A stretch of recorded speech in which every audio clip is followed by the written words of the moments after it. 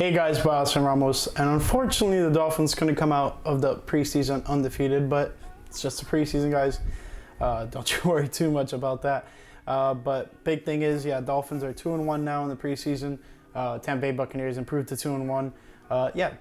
Dolphins lost to Tampa Bay Buccaneers 24-14, and it wasn't the best game from the Miami Dolphins, but also the Dolphins were playing, I wouldn't say reckless, but they were going for broke, right? Like they had a few plays that ended on downs, etc., etc. Obviously, some careless mistakes led them to having to punt earlier than maybe they would have liked to.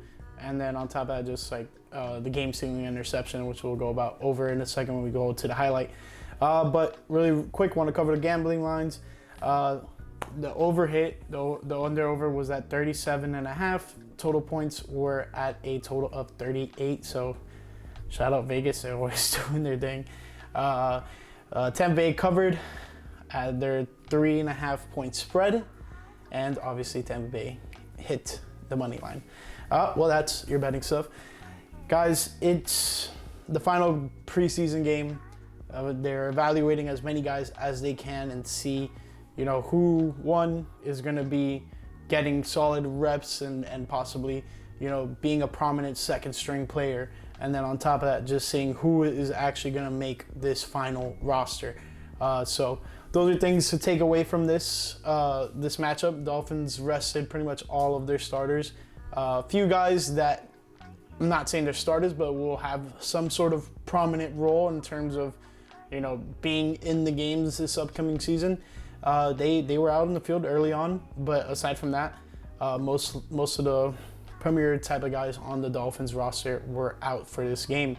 And then for the Tampa Bay Buccaneers, they suited up a lot of their starters, but only really stuck around for the first drive. And I think that's mostly to do to the fact that it was their only home game of the preseason, so they wanted to give their home fans at least a little something to see. So speaking of something to see, let's just go straight into the highlight. We have McMillan here just making an absolutely crazy grab. The fact that he's able to get his elbow down and secure the catch all in one full swing is insane. So yeah, you can see it there. We'll see a couple replays of it, but gets the left foot down and left elbow down. Those are 2 points of contact. That is what qualifies it as a catch. Shout out Des Bryant. But yeah, we have Rashid White getting in the end zone. And yeah, Bucs fans were pretty happy about that. You can see some of them in the background, even with a Dolphins fan. But yeah, not so good night for Mike White. He did end up getting sacked here by Gaswell. And he came in pretty hot, but 79 didn't really do their job either. So that wasn't a good look by them. But Kyle Trask finding Miller in the corner of the end zone, and get used to seeing that exact throw and route. Maybe just down in distance, maybe different later on, but get used to that type of look from Trask and another wide receiver for the Bucs. But Skylar Thompson finding Hayden Rucci there in the end zone. That was an absolute beautiful throw. Dolphins were making a push here a bit. Touchdown here to McGowan. This was when the game was pretty much the closest, but pretty much same throw and same catch, to the corner pylon, back corner pylon, and it ended up working for Kuhn there. But yeah, the Bucs definitely tried putting it on the Dolphins as hard as they can, and they definitely played better than the Miami Dolphins did. How about this heave by Skylar Thompson to Mike Harley? Love to see the UM guys get into action here. But yep, this was the game-sealing interception to, I think it was Antonio Greer Jr. No relation to Chris Greer, but it's still interesting to see what comes of this preseason football play, because a play like that for Greer could hopefully result in him landing a roster spot with the Tampa Bay Buccaneers. So those are things that guys like him are just fighting for, game-sealing interceptions, special teams plays, defensive plays, obviously offensive plays. Any type of plays you can make at any facet of this game definitely helps improve your chances of getting on either roster, and if not, on another team's roster. And that's the biggest thing about these final preseason games.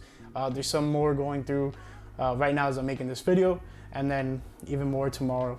So if you want to just keep on watching football, definitely do that. But at the end of the last video, I was like, FSU, hopefully they lose. They did. Shout out Georgia Tech, and what a crazy game. Pretty intense matchup. The second half was a little bit slower, but got to work out the kinks early first game of the season. But that's definitely very, very detrimental to the Florida State Seminoles there. But yeah, let's go over some stats. Just gonna hover over them. Not gonna dive too deep into them. But Mike White started for the Miami Dolphins. He went 5 of 9, 37 total yards, a sack for a loss of 9 yards. We also have Skylar Thompson, who came in pretty much late in the first, if not early second. 19 of 27, 190 yards, 2 touchdowns, 1 interception. And I think that 1 interception was like just him trying to force stuff. I wouldn't take too much away from it, but I think we all know that Mike White will more than likely be the backup. But I do think at least from the preseason play, Skylar Thompson has outperformed Mike White. That's just what I think. But they are paying Mike White a lot more money, so I would assume they would just automatically put him in as the second string, regardless of the play. I think it's nitpicking at certain things. It's not really too much of a differential there in the quality of play. But yeah, Baker Mayfield went out 3 for 3, 54 total yards. That huge catch by McMillan was insane. And then on top of that, Kyle Trask really had himself a night, going 17 of 24, 141 yards, 2 touchdowns, and a clean sheet on the sacks for those guys. No sacks by the Miami Dolphins defense in this final preseason game. Dolphins leading receiver was Malik Washington. Malik Washington was having himself a game.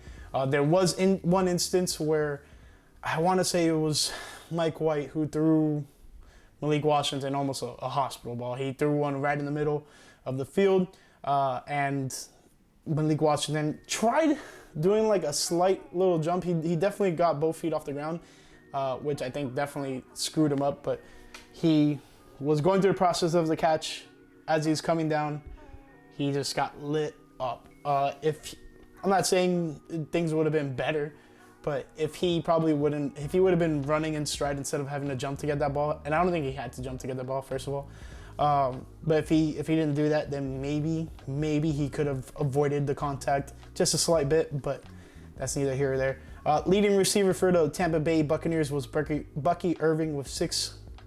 This is carries. My apologies. Malik Washington had one really big carry for 40 yards. Bucky Washington for Irving for the Tampa Bay Buccaneers. Sorry, guys. 6 carries for 26 total yards. And then let's go for the Dolphins. Revisit it. Jalen Wright, 7 carries, 36 total yards. For receiving, Hayden Rucci had 5 receptions for 44 total yards, 1 touchdown. Longest was 20. Right behind them was Jalen Wright, 4 receptions, 41 yards. Mike Harley Jr., 2 receptions, 39 yards. Anthony Schwartz was right behind Mike Harley, but yeah, Anthony Schwartz got hit pretty hard. Took a bad spill and had to leave the game. Hopefully everything's all A-okay for Anthony Schwartz. But for the Tampa Bay Buccaneers, Cody Thompson, 7 receptions, 45 yards.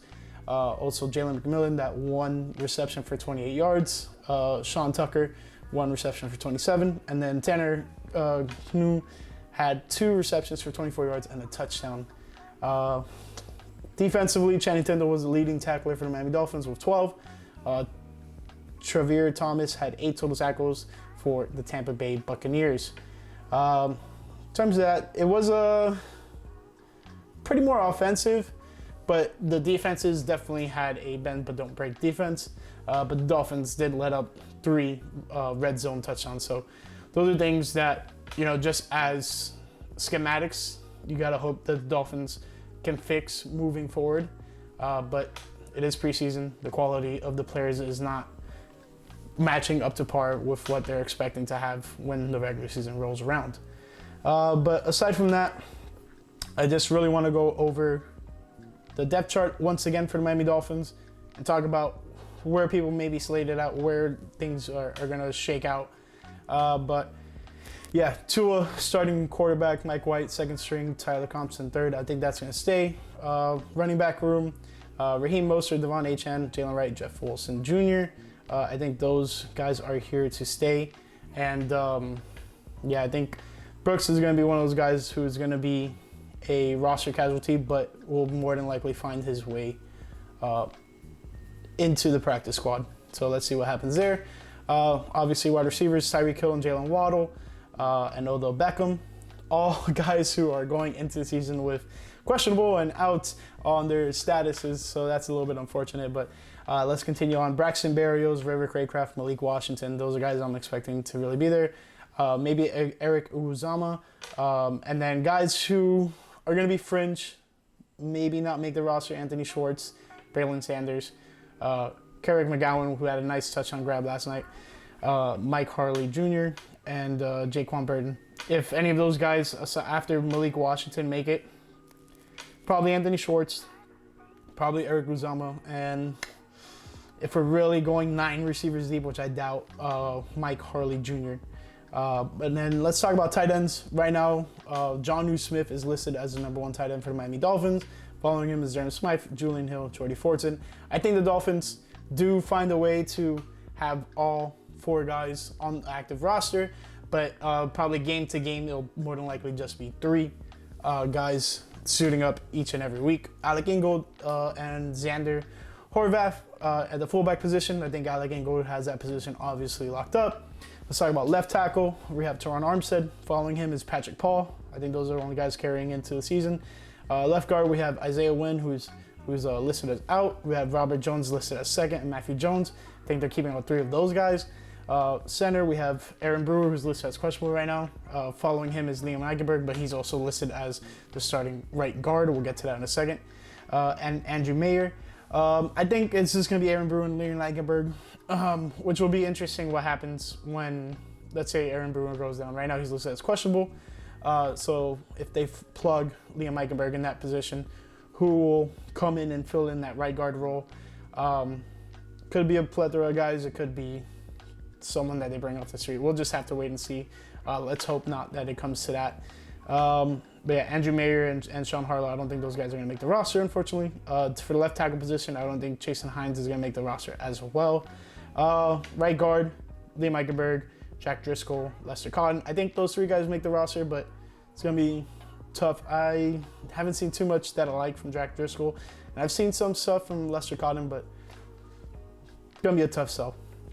Right tackle, we have Austin Jackson, Kendall Lamb, and Byron Matos. I think Byron Matos is going to have an interesting way to get on this roster. I think it's more than likely going to be through the practice squad. We'll see what happens. But Austin Jackson and Kendall Lamb pretty much lock up their spots. All right, we're gonna keep on moving. We have defensive tackles here. We have Benito Jones and Zach Sealer, definitely making the roster. Jonathan Harris, Brandon Peely, definitely. Neville Gilmore, I think he's definitely making the roster. And Robert Cooper and Leonard Payne Jr., I'm not too sure what their spots are going to be like, but I doubt they make the roster. But definitely going to try to keep them around. We also have Calais Campbell, Deshaun Hand, and Isaiah Mack. I think Hand makes the roster. I think obviously Campbell's going to make the roster. Isaiah Mack, tough sell, but he did have that really nice play in the first preseason game. Let's talk about the outside linebackers. We have Jalen Phillips, Emmanuel Ogbah, Chop Robinson, and Cameron Goad. Unfortunately, Cameron Goad is still injured, and Jalen Phillips is still questionable, but let's see.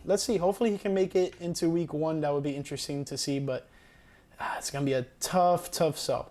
But I would assume it's going to be Emmanuel Ogbah starting, but Chop Robinson is definitely going to get a lot of playing time moving forward, especially if Jalen Phillips is not 100% ready to go.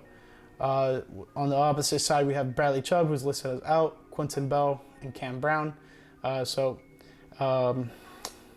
me see, where is...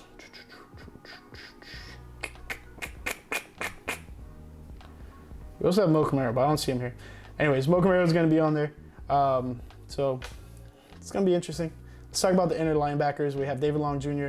and Jordan Brooks, Anthony Walker and Duke Riley, Channing Tindall, Curtis Bolton, and Daquan Jackson. I think Curtis Bolton, tough sell to make the roster, and Daquan Jackson, same there. But if you had to pick between the two, it would probably be Curtis Bolton. He had a little bit more plays made, but we'll see what happens. Let's talk about the cornerbacks. We have Kendall Fuller and Jalen Ramsey and Kader Kohu. On top of that, we have Ethan Bonner, Marcus May, Nick Needham, Sierra Neal, Jordan Colbert, Cam Brown, and Jason Materi. And then we also have Isaiah Johnson, Grayson Murphy. Also, I didn't see Cam Smith here, which is really concerning. But yeah, I think we're gonna cut things off after Sierra Neal. We'll also have, oh yeah, I see Cam Smith there. Storm Doug, I forgot to mention his name.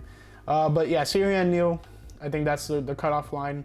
But Storm Duck, Materi, Isaiah Johnson, and Mark Perry, those are guys that are going to be fluctuating on and off the roster, maybe find their way onto another roster.